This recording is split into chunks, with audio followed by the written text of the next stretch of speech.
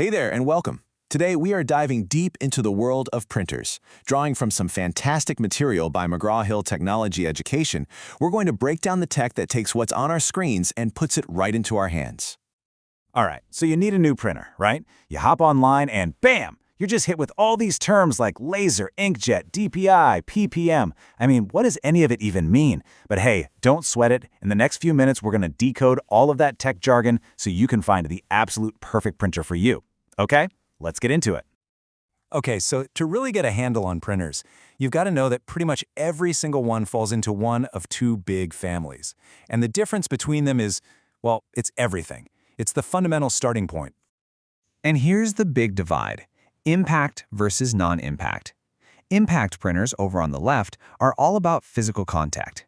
Just think of an old-school typewriter. Something physically hits an inked ribbon against the paper to make a mark. Then on the right, you have non-impact printers, which is what most of us have these days. They use way more clever methods, like spraying superfine jets of ink or using heat. And the result? Well, they're way quieter and a ton faster. So let's start with the classic. Before our offices were filled with the quiet hum of modern machines, impact printers were the absolute workhorses of the business world. And the most famous of them all has to be the dot matrix printer. You can probably still hear that unique, buzzing, mechanical sound in your head. See, its print head is packed with these tiny little pins, and they just fly out and strike the ribbon, building up letters and images dot by dot. But you know, their real superpower was printing on those multi-sheet carbon copy forms, something a modern laser printer just can't do. And this is a perfect example of just how mechanical these things are.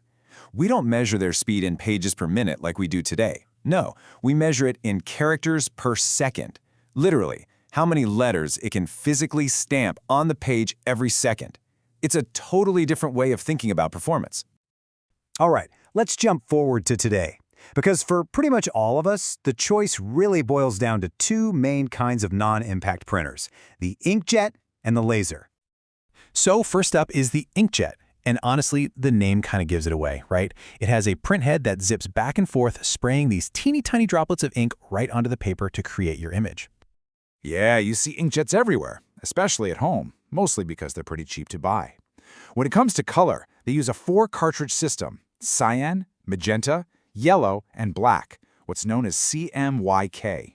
And now we're back to measuring speed in a way that makes more sense to us: pages per minute, or PPM. Okay, on to the other big player on the field, the laser printer. This one's different. Instead of liquid ink, it uses this superfine powder called toner. And this technology is famous for producing ridiculously sharp, high-quality prints, especially when it comes to text. So how in the world does this work? It's actually a really cool 3-step process. First, a laser zaps a rotating drum, drawing your page with static electricity. Second, that powdered toner is attracted to those charged-up spots on the drum. And finally, the paper rolls by, and a combination of heat and pressure basically melts the toner right onto the page, making it permanent. It's like a little bit of magic happening at super high speed. Now, it doesn't matter if we're talking about inkjets or lasers. When it comes to quality, the magic number is DPI, or dots per inch. The idea is super simple. The more tiny dots of ink or toner a printer can cram into 1 square inch of paper, the sharper, clearer, and more detailed your final print is going to look. Okay, this is where the rubber meets the road. This table really breaks down the choice you're making. Inkjets, usually cheaper to buy, which is really tempting, and they're fantastic for photos. Lasers, on the other hand, cost more up front, but they're way faster and unbeatable for crisp text. But here's the real kicker: the operating cost. Ink cartridges can get pricey, while toner cartridges for laser printers often last a lot longer, meaning the cost for each page you print can be much lower over time. But let's be real. A lot of us don't just need a printer, right? We need a machine that can wear a few different hats. And that's exactly where the all-in-one comes into play. These are what we call all-in-ones. They basically pack a scanner, a copier, a printer, and yeah, sometimes even a fax machine all into one box.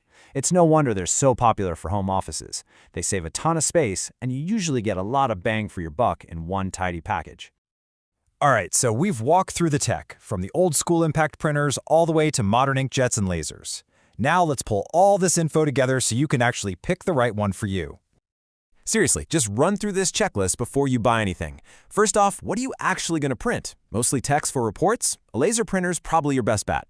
Beautiful high-quality photos? You should be looking at inkjets. Next, what's your budget? And don't just think about the price tag on the box. Think about the long-term cost of that ink or toner. And finally, how much does pin-sharp quality, that's your DPI, and raw speed, your PPM, really matter to you? If you answer these questions honestly, the right printer will practically choose itself. And, it's good to remember that everything we've talked about today, that covers what most of us need for our home or office. But there's a whole other universe of special-purpose printers out there, like giant plotters that print blueprints, or dye-sub printers that give you those glossy, photo-lab-quality pictures. That's the pro-level stuff you'd find in a print shop. When it's all said and done, it really just boils down to this one simple truth. You don't always need the fanciest, most expensive printer with all the bells and whistles. You just need the one that fits what you do. The best tech is the tech that actually works for you. So there you have it. You've got the knowledge now. You know your impact from your non-impact, your CPS from your PPM, and your toner from your ink. The only real question left is, what incredible things are you going to bring from your screen out into the real world?